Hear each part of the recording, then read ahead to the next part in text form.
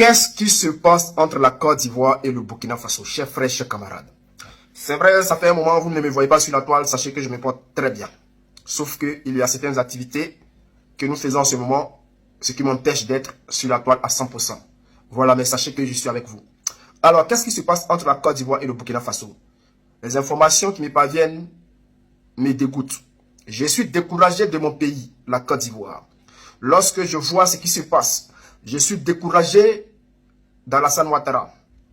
Alors, je vais vous passer l'information et nous allons décortiquer. Selon l'information, le capitaine Ibrahim Traoré parle de la fourniture d'électricité à leur pays par la Côte d'Ivoire. C'est-à-dire, Ibrahim Traoré est en train d'expliquer de la manière que la Côte d'Ivoire donne de l'électricité au Burkina Faso. Ok. Certains ont décidé de ne pas fournir l'électricité à nos pays. Donc là, ici, le capitaine président du Burkina Faso, Ibrahim Traoré, parle d'Alassane Ouattara et dit qu'Alassane Ouattara a décidé de ne pas donner de l'électricité. Lorsqu'il parle de nos pays, il veut faire allusion au Mali et au Burkina Faso. Alors, il continue. Ce n'est pas gratuit.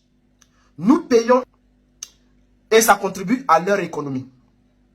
Ils ont essayé de faire souffrir le Mali et bien sûr en faisant fi de tous les tests et de ne plus donner de l'électricité au Mali, espérant que la population se révolte. Ça ne marche pas. Lorsque ça durait, certains étaient obligés de faire payer leur propre peuple en augmentant le coût de l'électricité. Ça va encore augmenter.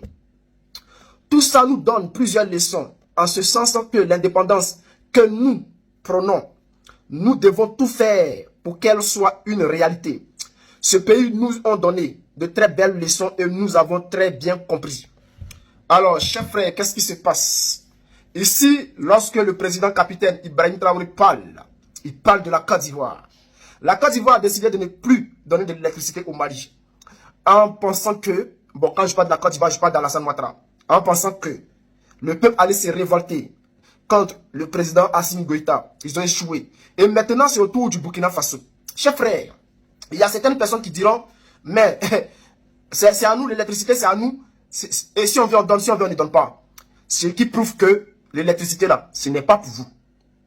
Il y a certaines personnes qui disent que la Côte d'Ivoire a repris le contrôle de l'électricité en Côte d'Ivoire.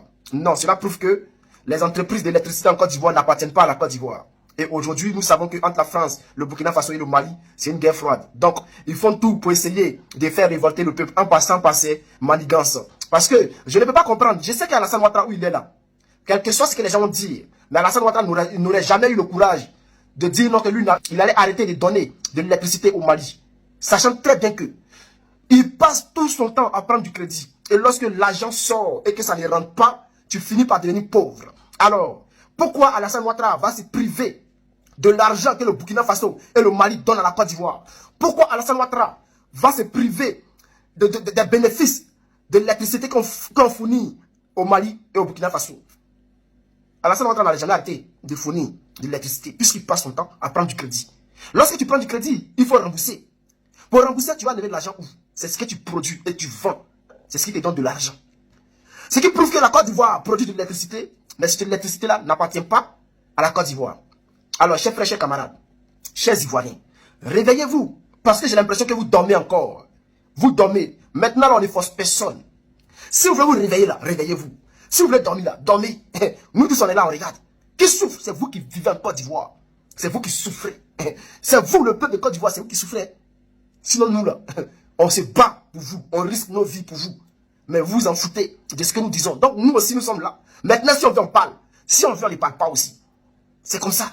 Donc, le jour où vous allez vous réveiller et vous allez comprendre que c'est grave ce qui se passe là. Parce que, aujourd'hui là, lorsque vous regardez l'augmentation de l'électricité, on augmente l'électricité en Côte d'Ivoire. Ça devient cher. Et on vous dit que non, c'est parce qu'il y a des problèmes dans le pays, donc tout le monde doit contribuer.